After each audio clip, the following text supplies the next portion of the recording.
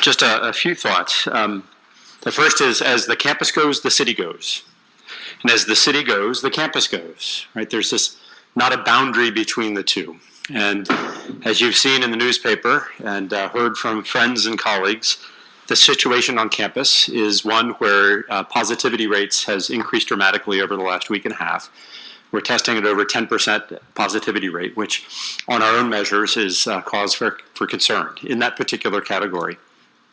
How do we get this under control? It's through testing, it's through quarantining, and through isolation. And on the front end of all of that is the idea of prevention and how we make sure that people are not transmitting the disease or the virus between each other. And we heard some of these steps mentioned earlier: hand washing, keeping a good distance from others, avoiding large gatherings, which we're getting to in some of the discussion tonight.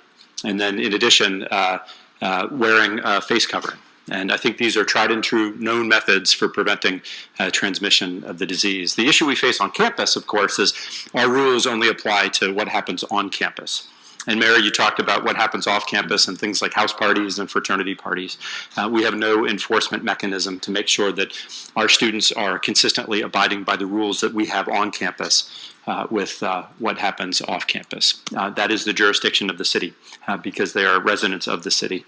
And so I've said to many folks, both on council and to the mayor, that consistency between what we do on campus and off campus would help us enforce the behavior of this high-risk group of folks. And those high-risk group of folks also impact the most vulnerable on our campus: the staff members, the fraternity members, or the faculty members. And then in addition, unbeknownst to many of the age group from 18 to 22, people who are carrying around conditions that might make them more vulnerable than your typical at-a-glance student walking on our campus. And at some point, we'll have to take action to make sure if we're now, we're over 300 cases active on campus of COVID. We have currently over 700 cases of quarantine and isolation.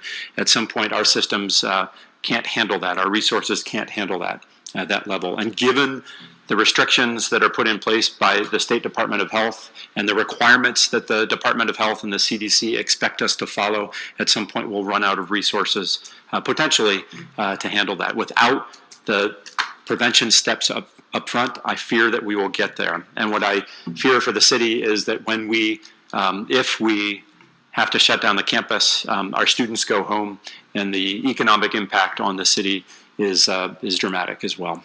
So I want to avoid that. I want to keep the students in school. I want to keep the faculty working. I want to make sure we do it in a safe way, and that really benefits the city of Grand Forks. That's all I have. Thank you, Mr. Mayor.